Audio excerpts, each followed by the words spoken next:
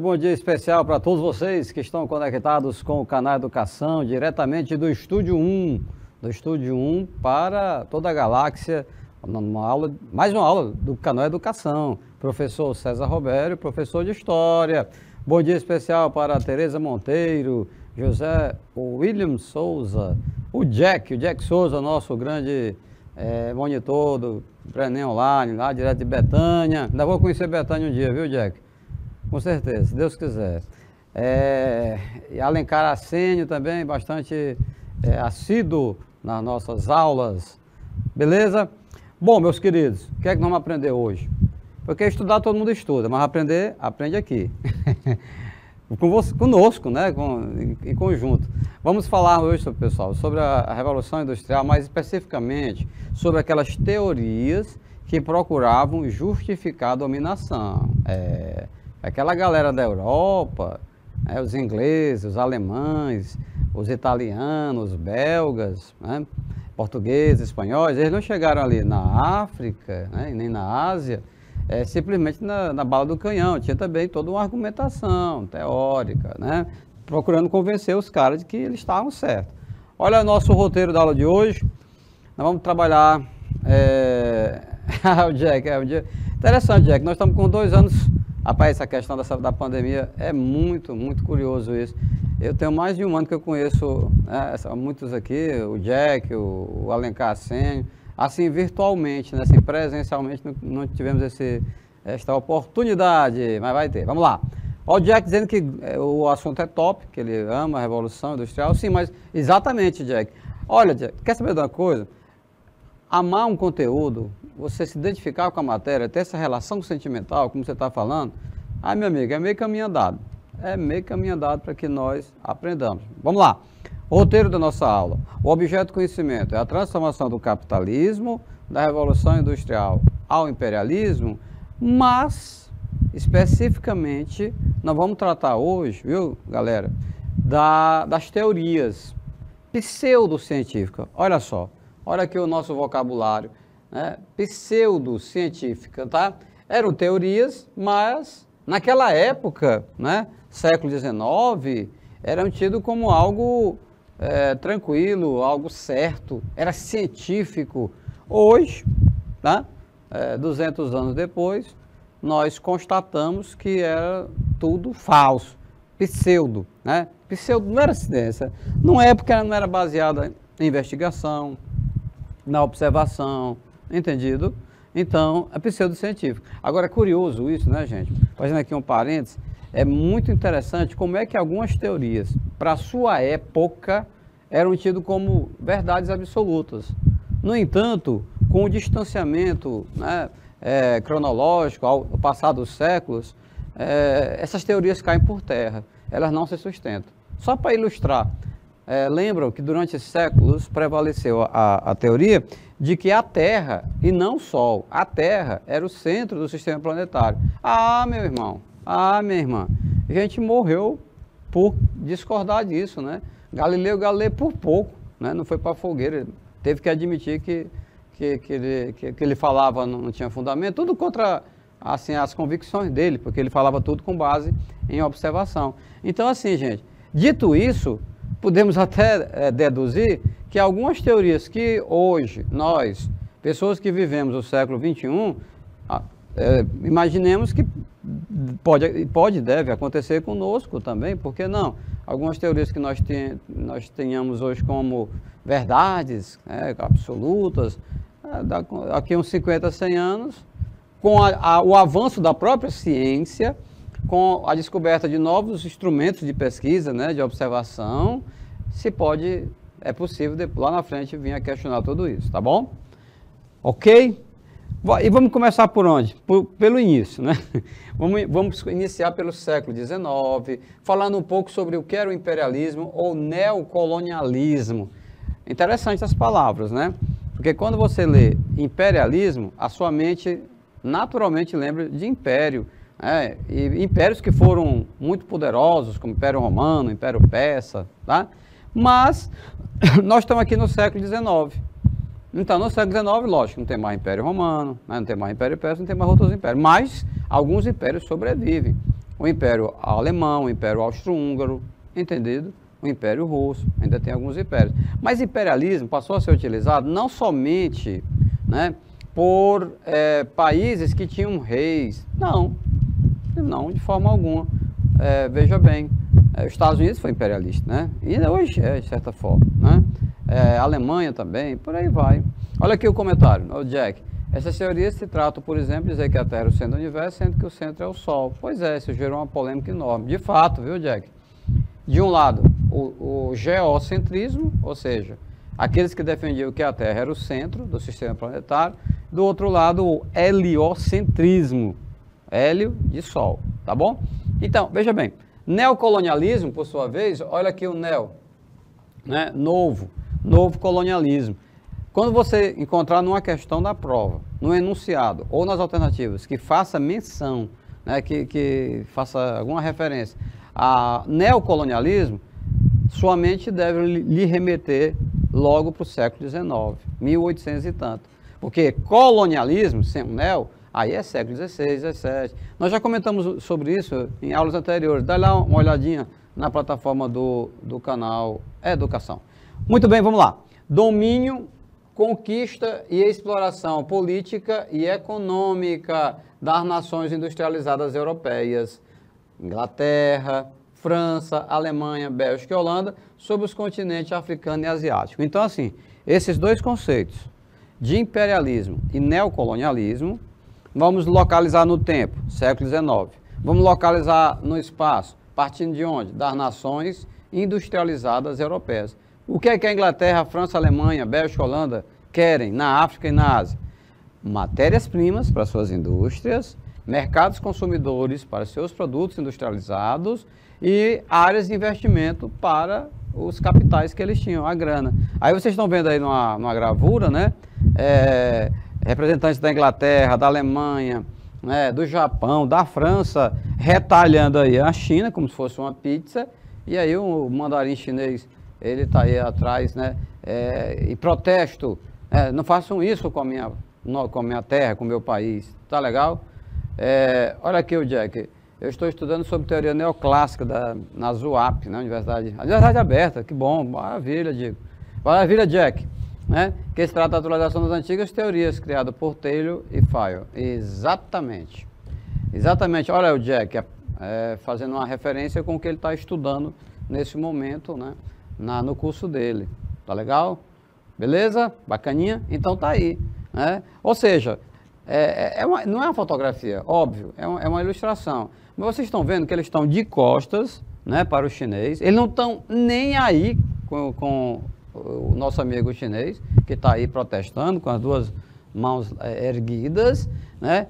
Eles conversam entre eles, né, enquanto uns já estão discordando da fatia que receberam do território.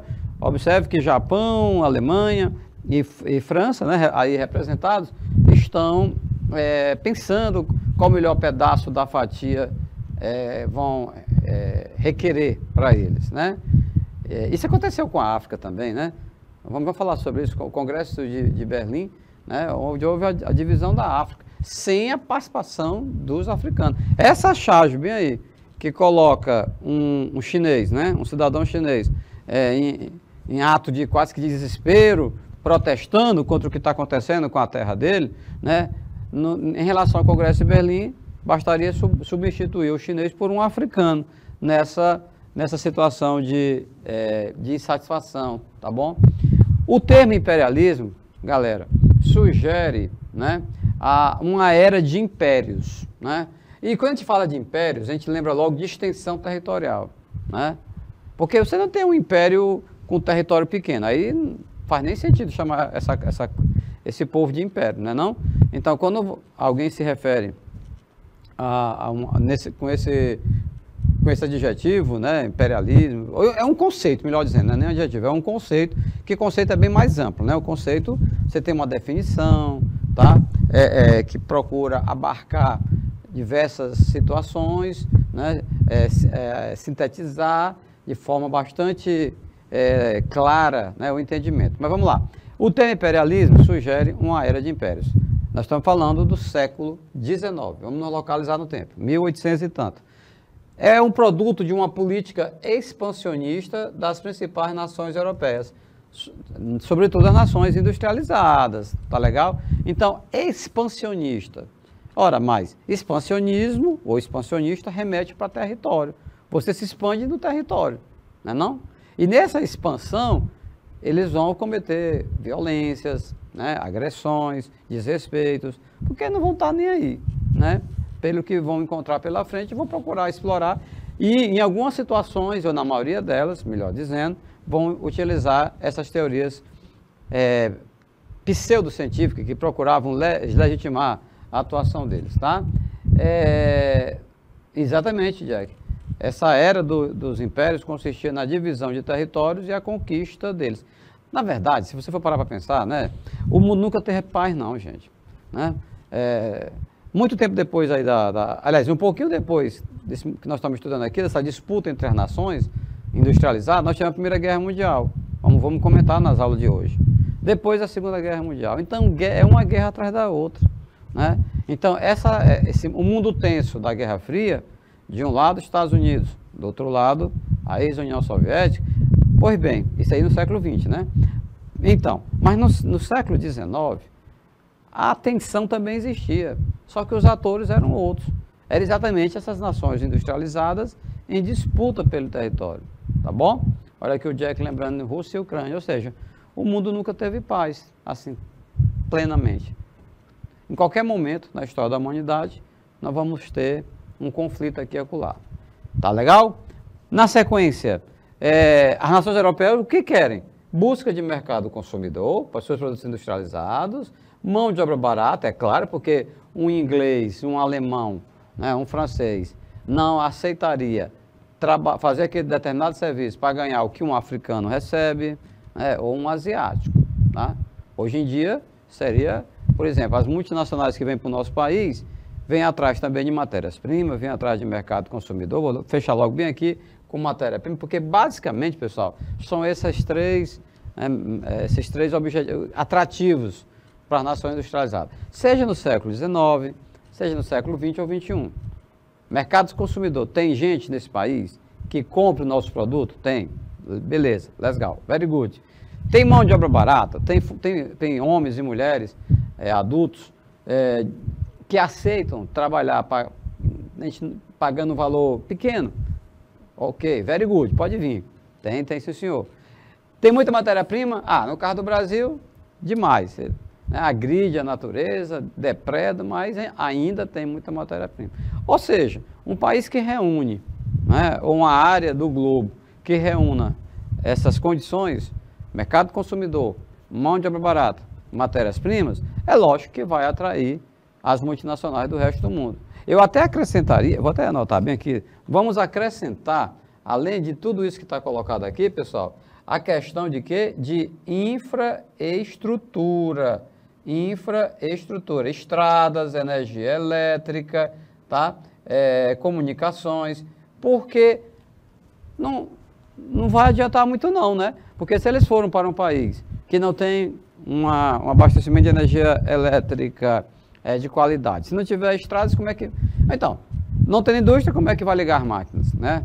Máquinas que consomem muita energia. Não tem estrada, como é que vai escoar a produção? Você está entendendo? Então, veja vocês que a infraestrutura ela é por demais importante. E pesa quando os investidores eles vão decidir onde montarem as filiais das suas multinacionais.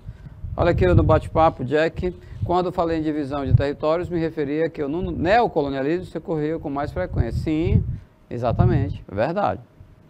Ok? Vocês estão vendo aí um mapa de quê? Do domínio da Inglaterra. Olha só, pega aí o Canadá, ao norte da América, tem domínio no sul da África do Sul, né, a Índia, a Austrália, e está pingando aí, né, território. Inclusive eles falavam, os ingleses, que o sol nunca se punha, né, em relação a um território de domínio britânico, porque todo lugar tem. Tá? Ferrovias também, está incluído na infraestrutura, né? O Jack está lembrando aqui a questão das ferrovias, transporte barato, transporte em grande quantidade, tá legal? Ah, meus queridos, mas aí é que tá. A industrialização, ela vai gerar o quê? Uma concorrência, galera. Ela vai gerar uma concorrência, né, muito forte entre as nações industrializadas, lógico, que passaram a disputar territórios, estabelecer as suas fronteiras com um exército modernizado e uma sofisticada diplomacia. Professor, explica esse negócio. Está meio confuso. Vou lhe dizer. Primeiro, essas nações estão todas desesperadas, querendo matéria-prima, porque a indústria é insaciável. As máquinas, meu irmão, tendo matéria-prima para colocar para as máquinas processarem, pode inventar. Então, assim, eles precisam de mais matérias-primas.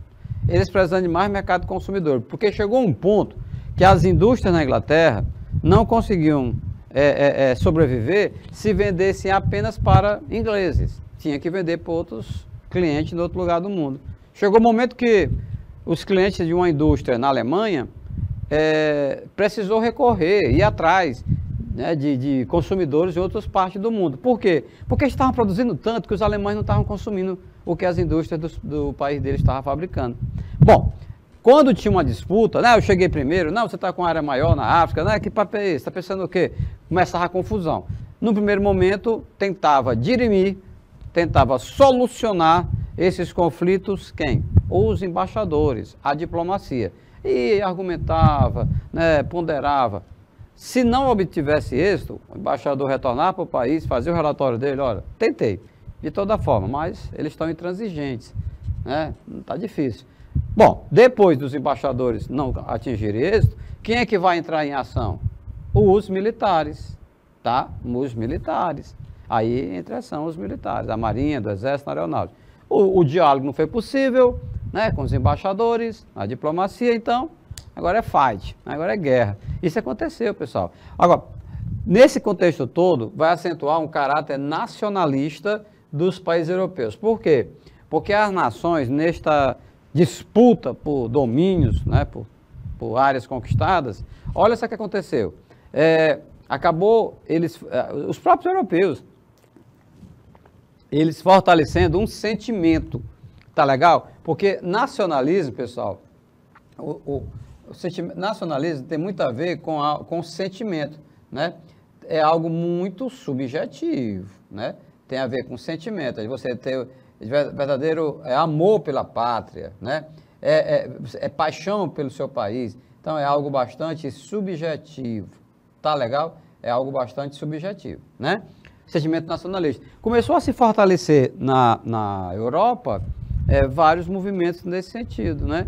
No sentido de defender a nação. É a Alemanha, a Inglaterra, né? O prazer de ser um francês, de ser um alemão, né? De ser um inglês, tá certo? Então, o contexto é esse, de por um lado, disputas acirradas, sobretudo por interesses econômicos, já vimos, né? Comentamos, matéria-prima, mercado consumidor e tal, área de investimento. Por outro lado, se consolida fortemente um sentimento de apego ao seu país.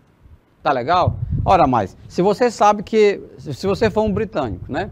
Se você sabe que um alemão, a Alemanha e a Inglaterra estão disputando área na África, é lógico que você vai ficar do lado da Inglaterra, né? Vai ficar torcendo para que prevaleça os interesses britânicos.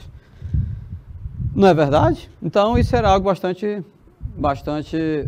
normal naquele momento. Deixa eu dar aqui um alô especial para Elesbão Veloso, para Eliseu Martins, né? É um prazer, uma satisfação tê-los conosco. Flávio, eu só estou conseguindo visualizar esses municípios aqui, não sei se temos outros conectados para nós cumprimentarmos. Eu estou visualizando, ele está colocando, meu amigo, Cajazeiras, né? Eliseu Martins, valeu, Flávio, nosso diretor de imagem, né? Ele coloca aqui uma janelinha que fala Geminiano, né? Santa Luz, São João da Vajota, beleza, bacana, cara, todos conectados, né, com aprendizagem. Muito bem, obrigado. Na sequência, olha aqui o Jack, voltando ao meu amigo Jack, disputa por territórios, o que tinha neles, o sentimento de afetividade para o seu país, exatamente. Olha, Jack, para nós brasileiros, isso às vezes soa até assim um pouco estranho, né, um pouco distante, sobretudo quando nós só observamos esse apego à pátria, né, à nação, de 4 em 4 anos, período de Copa, agora mesmo, né?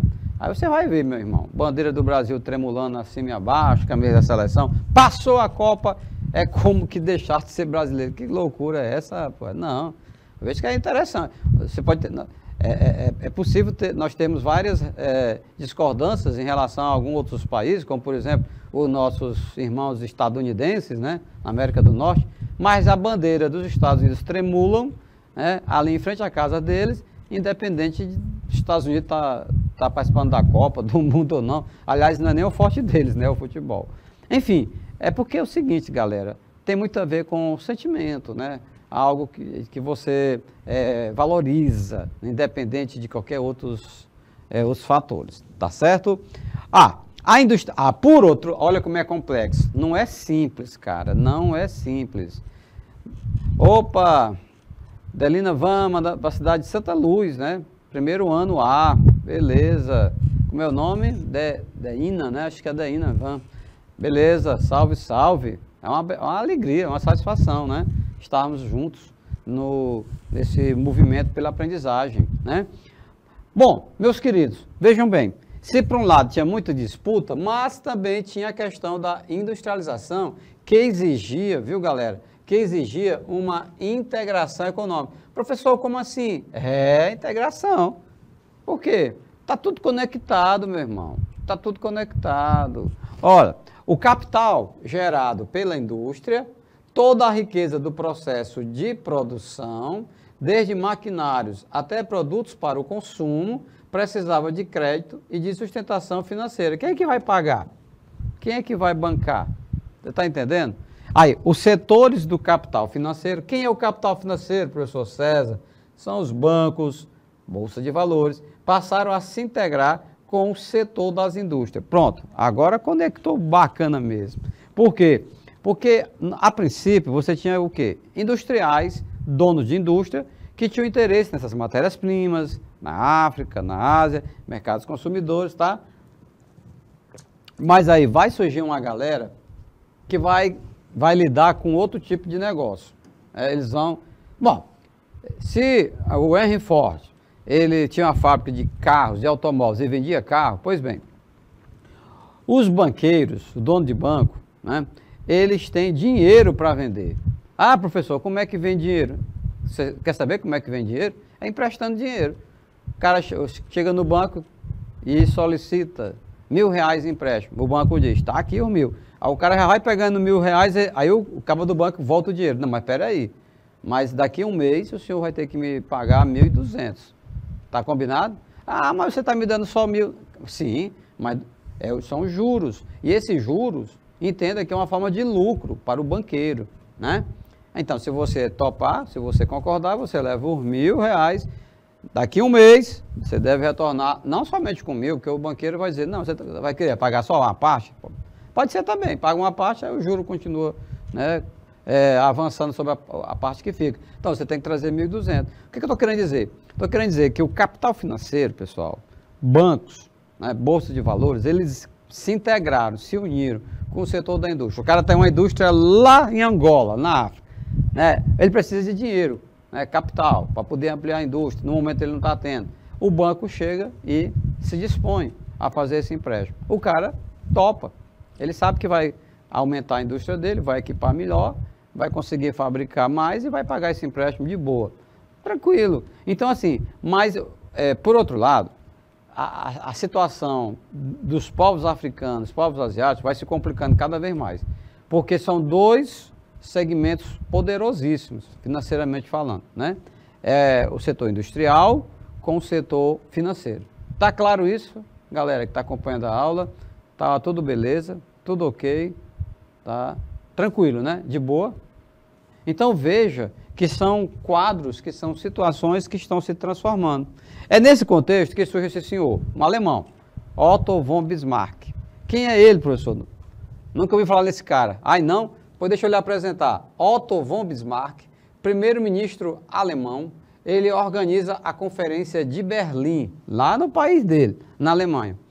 Quando, professor César, entre 1884 e 1885, o século XIX estava no seu finalzinho, mas as nações europeias estavam perto de se matarem. nessa disputa louca, maluca, por matérias-primas na África, né? Por mercados consumidores, para tentar evitar uma guerra. Tá? Não estou lembrado do que eu falei há pouco? Antes dos generais entrarem em cena, em qualquer país, em qualquer lugar do mundo, em qualquer época, há primeiro uma tentativa dos embaixadores procurarem chegar no consenso, né? Chegar no entendimento. Ok? Quais eram, professor? Quais eram os objetivos da Conferência de Berlim? Organizar questões relativas à navegação dos rios Congo e Níger, além de organizar a divisão dos territórios conforme os interesses de cada país europeu. Cada país, na verdade, não está bem claro ali, mas vamos esclarecer isso. Na verdade, cada país europeu. Inclusive, não houve a participação de nenhum africano no Congresso de Berlim, né? Não convidaram para essa festa pobre, como diz a letra da música, né?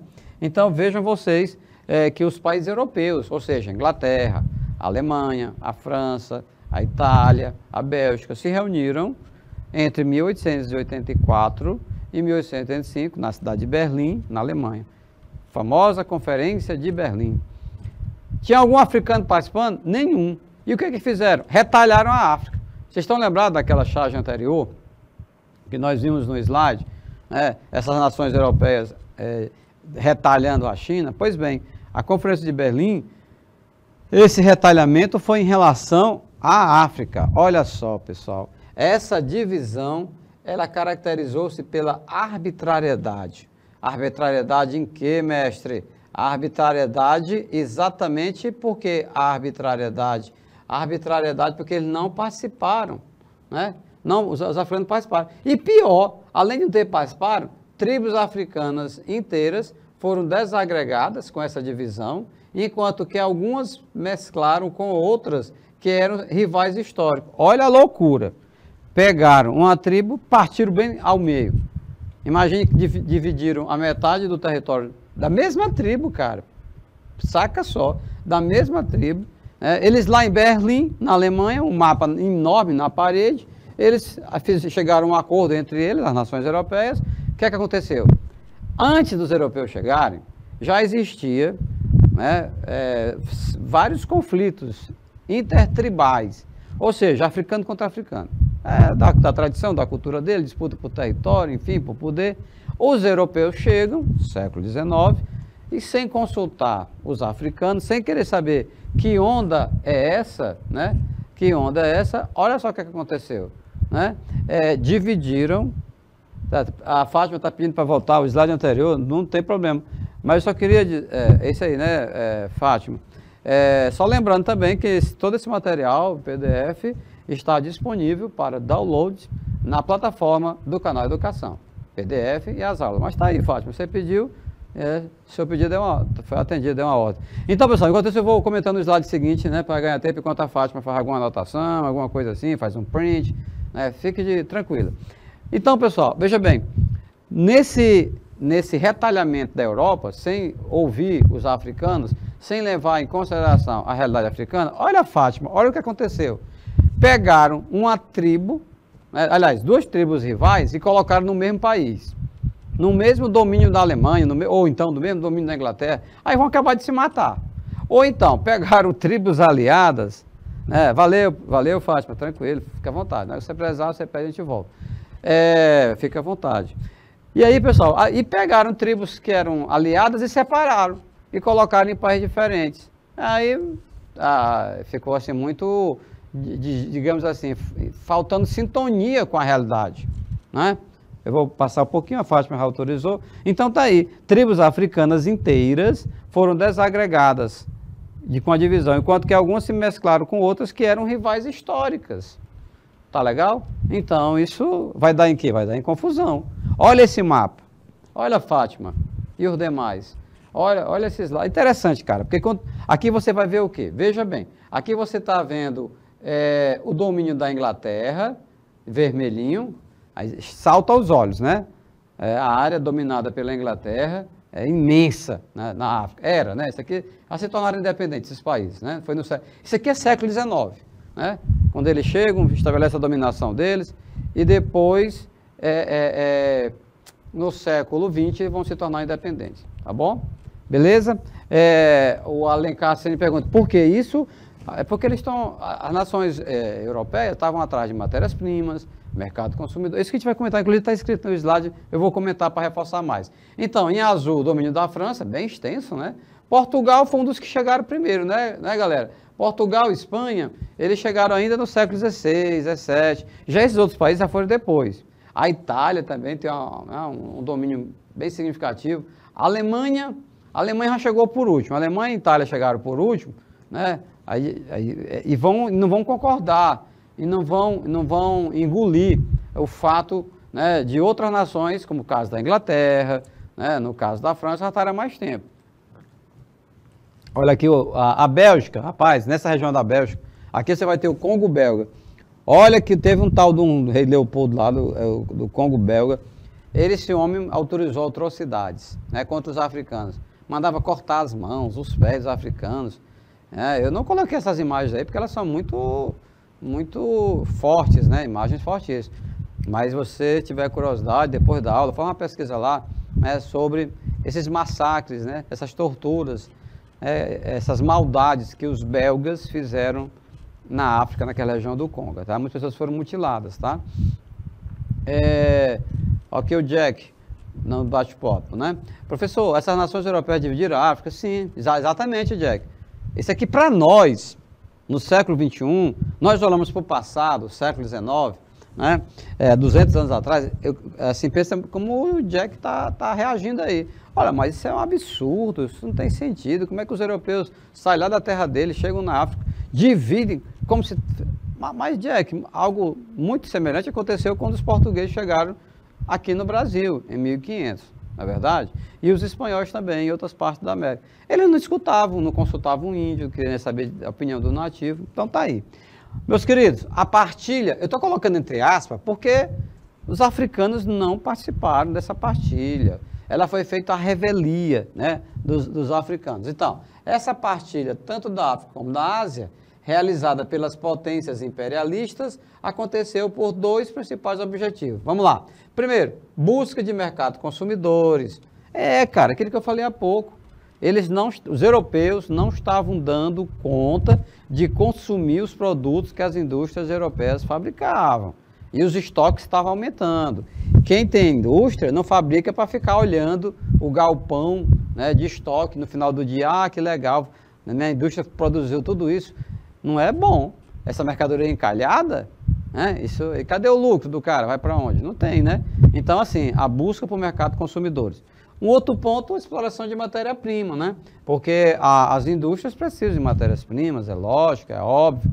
Então, as indústrias europeias não estavam tendo como resolver essa questão somente com a matéria-prima que tinha na Europa. Era preciso o quê? Buscar matéria-prima em outras partes do mundo, né? E eles focaram na África e focaram na Ásia. Tá legal? A industrialização europeia, ela se acentuou principalmente após as inovações técnicas provenientes da segunda fase da Revolução Industrial. Galera, é o seguinte, a Revolução Industrial surge no século XVIII, a partir da Inglaterra, tá lembrado? Temos uma aula só sobre isso, dá uma olhadinha depois na plataforma do canal Educação. Isso foi no século XVIII, 1600 e tanto, que ela surge. Agora, nós estamos estudando imperialismo, neocolonialismo, é século XIX, portanto, corresponde à chamada segunda fase da Revolução Industrial. Então, vamos aqui ouvir o Jack. Professor, no caso essa divisão ocorreu por conta de matérias-primas, até aí tudo bem, mas isso já foi um dos motivos para a Primeira Guerra Mundial? Jack indaga. Sim, foi, vamos chegar lá. Peço que você deixe aí em stand-by, nós vamos chegar lá na Primeira Guerra Mundial. Nós estamos aqui nas vésperas da Primeira Guerra. Olha, vocês entendendo muito bem o que nós estamos comentando na aula hoje, você vai compreender melhor ainda a Primeira Guerra Mundial, porque foi um desdobramento de tudo isso, povo de Deus. Quem é esse cara? É um historiador inglês, Eric Hobsbawm, né? Eric Hobsbawm. Ele estipula em dados estatísticos o quanto, galera, o quanto de território alguma das potências imperialistas conquistaram. Olha aí, o Eric Hobsbawm, ele fez um estudo, esse é o seguinte, a Inglaterra com esse expansionismo, né, com esse expansionismo imperialista, a Inglaterra, pasmem, aumentou o seu território em 10 milhões de quilômetros quadrados. Rapaz, não é pouco não, né, senhor Robesbal? 10 milhões de quilômetros quadrados. A França não vai ficar atrás. A França aumentou o seu território em 9 milhões de quilômetros quadrados. Aí você diz assim, professor, aumentou como? Aumentou como? Com aquele mapa anterior que você viu, não foi? Não é, Fátima? Naquele mapa anterior, você viu a África todinha já demarcada. Isso aqui é a África, domínio da Inglaterra, aqui é a África, domínio da Alemanha e por aí vai. Então, ao desembarcar na África, aquele território passou a fazer parte do Império Inglês, passou a fazer parte dos domínios da França. Por isso que o Robesbal, ele fez essa estimativa. Vamos lá? A Inglaterra aumentou o território em 10 milhões de quilômetros quadrados, a França em 9 milhões de quilômetros quadrados, e a Alemanha, 2 milhões e meio. Opa, para tudo. Como é que é, professor? Tem alguma coisa a ver com a Primeira Guerra? Olha aí, Jack. Só tem, porque os alemães ficaram insatisfeitos. Eles ficaram assim, não, mas que onda é essa, cara? Por que a Inglaterra, né, tem 10 milhões de quilômetros quadrados na África, né, a França tem 9 milhões, quase 10 dos ingleses, e nós, os alemães, vamos ficar com esses míseros 2,5 milhões de quilômetros quadrados? Ah, não. Aí os alemães vão começar a ficar inquietos. E a Bélgica, professor? E a Itália? Eles aumentaram seu território em cerca de 2 milhões de quilômetros quadrados. Então, vocês estão vendo aí que, destacadamente, a França e a Inglaterra foram os que tiveram maior aumento, né, de domínios territoriais, né, não resta dúvida. Olhando para aquele mapa no slide anterior, era possível concluir, só que agora o Robesbal, ele fez um cálculo, né? Você está vendo aqui em números, tá? E esses 2,5 milhões de quilômetros quadrados, que não é nem pouco, né, galera? Eu fico até curioso, viu? Sim, o Jack perguntando se ele é historiador. Sim, historiador renomado, Eric Robesbal, muito comentado, muito estudado. A obra dele, A Era dos Extremos, que é muito famosa, tal. O Breve Século XX, muito legal. Tem muito material sobre ele na internet, né, no YouTube e tal. Dá uma olhadinha depois. Eu fico dando dicas, né, para que depois da aula vocês pesquisem, né, complementem os conhecimentos. Não fiquem, galera, por favor, restritos só à nossa videoaula. Não fiquem restritos tão somente aos seus livros didáticos, né? Não fique restrito tão somente ao que nós, professores, os professores de vocês, no município, nas escolas de vocês falam. Procurem ir além, procurem se desafiem a conhecer mais, tá certo? Eu, por exemplo, como professor, fico muito feliz quando eu comento um assunto, né, e na aula seguinte, ou sendo minha dica ou não, o aluno diz, professor, olha, eu dei uma olhadinha, né, eu vi, tem um documentário, tem um vídeo, e o endereço na internet é tal, fala sobre esse assunto que a gente está estudando, legal. Caraca, que legal. Às vezes eu nem tenho visto ainda, porque vocês sabem que essa dinâmica, né, da rede mundial de computadores, ela é algo muito forte, né? Então eu agradeço, parabenizo, estimulo, recomendo que os outros façam o mesmo.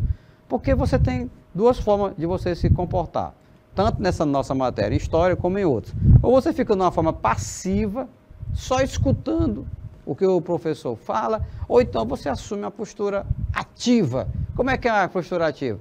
Cara, vai anotando aí no caderno, assim, o que é que eu vou fazer depois desta aula, para aprofundar mais. Imagine isso aqui só como uma ponta do iceberg. Então você vai ter que mergulhar para ver. Lógico, numa aula dessa de 1 hora, né, não tem como contemplar, né, toda a variedade, a riqueza de informações, de reflexões sobre esse tema. Tá legal? Então, meus queridos, se 2,5 milhões já era muito, né, cara? Já era muito, 2,5 milhões de quilômetros quadrados para a Alemanha, mas eles estavam impacientes quando eles olhavam para a quantidade de área que os ingleses e os franceses tinham dominado na África. Não é à toa que na Primeira Guerra Mundial vamos encontrar uma Alemanha contra Inglaterra e França, né? A Tríplice Aliança contra a Tríplice Entente. Olha aqui o Jack, sempre busco estudar um pouco mais. Jack, a pisada é essa, galera. Vamos lá. E quem é esse cara? Não, lógico, aí já o Robesbal, já dava para ver que era um cidadão britânico. Tá. Nós estamos falando de um rei, simbolizando monarcas. Por quê, meus queridos? Olha só, O domínio na África e na Ásia, exercido pelos países europeus, teve duas principais formas. Primeiro, a dominação política e econômica direta, ou seja, os próprios europeus governavam, e a dominação política e econômica indireta, as elites nativas governavam. E esse exemplo 2 aqui, pessoal, esse exemplo 2 bem aqui, é o que nós estamos colocando aqui, tá? Veja bem, você está vendo aí um rei africano que era subserviente, né, aos ingleses, tá legal? E veja que traindo o seu povo, traindo o seu país. Então, de duas uma, ou os próprios europeus passavam a governar aquelas áreas que vocês viram no slide anterior, na África, ou então eles chegavam a um entendimento, acordo com esses monarcas locais, para quê? Para eles continuarem sugando as riquezas da África, mas nesse caso aí, era até criavam a ilusão, né? Essa forma indireta que está colocada na sua tela, criavam a ilusão que não eram os europeus que estavam governando aquele país africano, eram os reis africanos. Mas na prática, estes reis não faziam nada, né, que contrariasse os europeus, era totalmente a serviço dos europeus, tá entendendo? E isso foi muito triste, muito lamentável. Como aconteceu também aqui na América do Sul, digamos assim, que os europeus, portugueses e espanhóis se aproximavam de algumas tribos e tinham elas como aliados, tá legal? Na sequência, professor, essa balança está desigual, né? Esses senhores aí, engravatados, eles pesam para um lado, pesam, meu amigo. Por quê? É isso que a gente vai tentar responder a partir de agora, tá certo? Nós vamos iniciar, vamos dar sequência na segunda aula, depois do intervalo, vocês sabem que tem um intervalo, né? Mas a pergunta que não quer calar, como que essas potências tão pequenininhas, né? Porque quando você pega, pessoal, você pega o mapa da Europa e compara com o mapa da África, misericórdia. Em termos de área, eles perdiam feio. Mas eles tinham arma de fogo, tinham tecnologia, tinham uma série de coisas, né? Então, qual é a pergunta que não quer calar? Como que as potências imperialistas legitimaram o domínio, a conquista, a submissão e a exploração de dois continentes inteiros? Indaga. Aí, no caso, a África e a Ásia. Olha que pergunta, galera. Vamos tentar compreender, tá certo? Como é que países europeus pequenos, né, se comparado, é lógico, com a África e com a Ásia, conseguiram legitimar. O que é legitimar? Legitimar, pessoal, vamos destacar essa palavra. Legitimar, você sabe o que quer dizer o que é legitimar? Quer dizer tornar legítimo, tornar algo natural, tranquilo, algo como certo. Dizer assim, tipo assim, não questione não, é assim mesmo, tá certo. Tá certo o quê?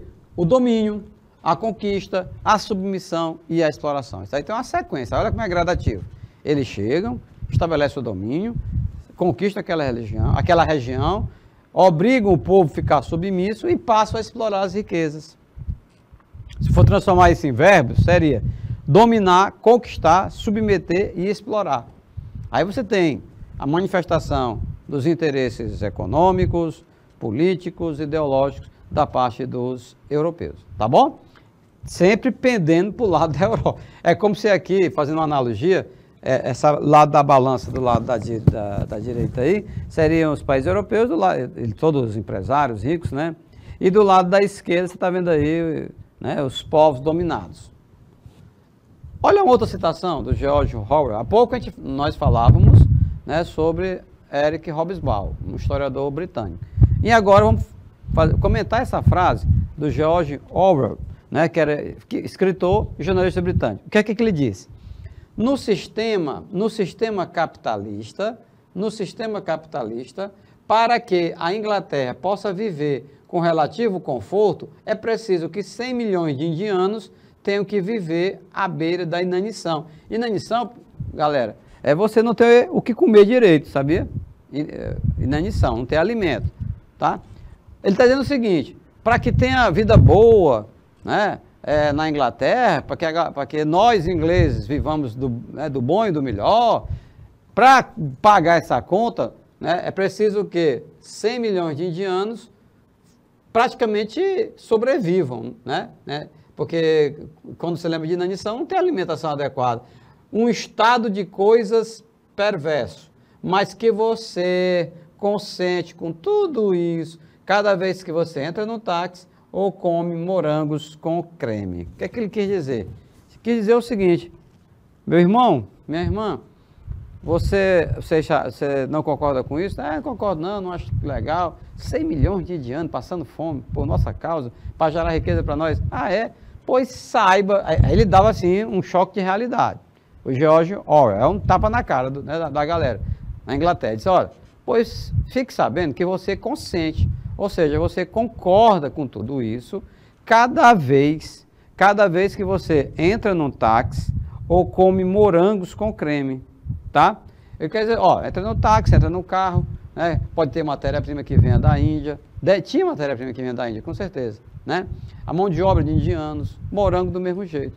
Então, porque muitas vezes as pessoas dizem, não, olha, eu não concordo com isso não, mas ele não para pensar que, querendo ou não, com algumas ações dele, ele acaba contribuindo para isso tudo, tá legal? Ou porque quem cala consente, ou então ao consumir. Hoje em dia, né, os consumidores estão muito assim, esclarecidos quando tem denúncia, quando determinada empresa utiliza, por exemplo, a exploração da mão de obra infantil, meu amigo, esse produto já começa a ser rejeitado pelos consumidores, vai ficar nas prateleiras. Ou então, de um produto que agride o meio ambiente, já tem acontecido boicotes, né, de consumidores em relação a produto assim. Ou então que utiliza trabalho escravo, não sei aonde, protesto também, boicote. Seria o quê? Um consumidor esclarecido, né, politizado, que não quer, tipo assim, eu quero saber se é bom o produto, quero saber se é barato, eu quero saber disso. Não, mesmo sendo bom, mesmo sendo barato, mas se ferir questões sensíveis, como essas que eu falei há pouco, né, acaba tendo uma reação da parte da sociedade. Qual é a principal hipótese, professor César? Qual é a principal hipótese, né, para a legitimação, né, hipótese para a legitimação do domínio imperialista europeu sobre a África e a Ásia? Está aqui. Foi exatamente a legitimação ideológica de teorias raciais europeias proveniente do século XIX. Surgiu uma galera que procurou justificar aquela dominação, aquela exploração dos países africanos e asiáticos. Era tipo assim, para tirar esse peso da consciência, né, de alguns europeus. Era também para anestesiar os africanos e asiáticos, para que eles metessem na cabeça deles, né, que aquilo era natural, que não cabia a ele discordar. Olha aqui o Jack no bate-papo, não basta ser bom o produto, né? Tem que respeitar os direitos humanos. Pois é, respeitar direitos humanos, respeitar o meio ambiente, uma série de direitos, né? Mas que teorias são essas, hein? Olha, você está vendo aí uma imagem, né? Os europeus, eles entrando aí num rio, os africanos cortando a vegetação para que eles passem. Dessas teorias, pessoal, que procurava legitimar exatamente, tornar algo legítimo, por mais absurdo que seja, das que mais se destacaram foram o evolucionismo social e o darwinismo social. Vamos comentar cada uma delas, né? São o quê? São hipóteses. Hoje, nós sabemos que pseudocientíficas, né, falsamente científico, foi colocado lá no início da aula. Não é verdade? Então, procuravam justificar o injustificável. Não é? Como é que você vai, meu irmão, você vai justificar que lá no Congo belga, porque os africanos reagiram à dominação, foram presos, foram torturados e cortaram as mãos deles. Aí já é demais. Aí já é de uma violência imensa, explícita, né? Fotos bastante pesadas que eu preferi não colocar no nossos slides, né? Porque aquilo é muito desumano, meu Deus do céu. Infelizmente, alguns colegas até questionam isso que eu estou falando. Eles dizem o seguinte, não, César, se a gente não trabalhar dessa forma, né, mostrar algumas imagens, pode ser que nós estejamos contribuindo para que o sentimento que isso não aconteceu se fortaleça, alguém defenda, por exemplo, olha, chega dói no nervo. quando alguém diz que não houve campo de concentração na Alemanha nazista. Como é que não houve, meu povo? Tudo documentado, tem fotografia, tem filme, os cadáveres. Ali tem cenas bastante pesadas. Olha aqui o Jack. Professor, darwinismo foi criado por Darwin? Não. O darwinismo se baseou nas ideias do Charles Darwin, mas não foi criado por ele. É o que que nós vamos ver a partir de agora. Um dos discursos ideológicos, né, que são discursos, a teoria, né, mas defende uma ideia, por isso que é discurso ideológico, que legitimariam, tá, entre aspas, o processo de domínio e exploração dos europeus sobre os asiáticos e africanos seria o evolucionismo social. Vamos começar pelo evolucionismo social. Esse evolucionismo social, galera, classificava as sociedades em 3 etapas evolutivas: os bárbaros, os primitivos e os civilizados. Adivinha aí, adivinha aí quem era o civilizado para eles, os europeus? É melhor você dizer, ó, professor, com certeza não eram os africanos, não. Não. Para os europeus, eles se enquadravam nessa 3ª etapa evolutiva, né? Eles eram os povos civilizados. Agora, africanos, asiáticos, latino-americanos, nós também entrávamos nesse rol, nessa relação de povos que não tinham evoluído, ou eram bárbaros, ou eram primitivos. Tá legal? Isso era algo que estava bem claro, bem patente. Discurso ideológico é você tentar mostrar para aquele que está sendo explorado que aquilo que está acontecendo é algo natural, que é algo que tem que acontecer, que é para o bem dele. Olha que loucura, que é para o bem do cara, tá? Então, você veja que essa teoria do evolucionismo social, ela é muito preconceituosa, ela é muito perigosa, ela não explica as diferenças entre as sociedades, entre os povos. Explica não, galera, porque aí, interessante, você chega na África, doido pelas riquezas dos africanos, doido que ele compra as bugigangas que você vende, né? Aí você vai dizer pro cara, olha, é o seguinte, eu estou trazendo esse pano para ti, é porque você, oh meu Deus, você é muito bárbaro, ou então, não, você é primitivo. Olha só aqui o Jack, os africanos eram os bárbaros, eles eram rotulados de bárbaros. É uma lástima, né, que eu estou falando aqui, estou pensando, na época do Império Romano, quem é que os romanos chamavam de bárbaros? Eram todos aqueles que não falavam a língua deles, que era o latim, que não seguiam as leis do direito romano, que não respeitavam o imperador romano. Você está entendendo? Aí logo era rotulado de quê? Bárbaro, né? Um ser inferior. E isso foi lá na Idade Antiga. Aí nós estamos aqui em plena idade contemporânea, ainda se debatendo com estes conceitos, meu povo. Os europeus, não podia ser diferente, né? Os europeus, eles se consideravam integrantes da 3ª etapa, a civilizada, e classificavam os asiáticos como primitivo e os africanos como bárbaro. Pronto, tá aí. Europeu, civilizados, asiáticos, primitivos e africano, bárbaro. Ainda chamavam o asiático de primitivo, mas por arrogância, né, por cinismo. Porque quando os asiáticos, né, na China, no Japão, quando eles descobriram o papel, a pólvora, a bússola e muitos outros inventos, os europeus estavam nas cavernas ainda, praticamente, né? Então, como é que eu crio a teoria que separa a humanidade entre civilizados, primitivos e bárbaros, e eu me incluo no topo da evolução como civilizado. E os outros? Asiáticos, primitivos. Africanos, bárbaros. E nós? Não, nós somos civilizados. Tá bom? Olha só aqui o Jack, cada tecla que ele digita, né, que aperta, é uma chateação em ver tamanha desigualdade por parte de europeus com os africanos. Pois é isso, Jack, né? Nosso objetivo da aula de hoje é exatamente procurar entender como é que isso acontecia, tá bom? Naquela época. Restaria, portanto, diante dessa teoria dele, restaria ao colonizador europeu a missão civilizatória através da qual asiático e africano tinham de ser dominados. Tá vendo? Você está vendo aí uma charge né, um cidadão americano, um inglês, carregando povos africanos, asiáticos, é como assim, carregando um peso, é um fardo, né? É um fardo do homem branco, civilizado, era exatamente carregar esses povos bárbaros ou então primitivos. Tá legal? Bárbaro primitivo. É uma missão que eles tinham, como uma missão civilizadora, tá certo? Meus queridos, nós vamos fazer um rápido intervalo, tá? E na sequência nós vamos retornar com a nossa segunda aula, dando continuidade. Vou até retomar desse slide, viu, Flávio?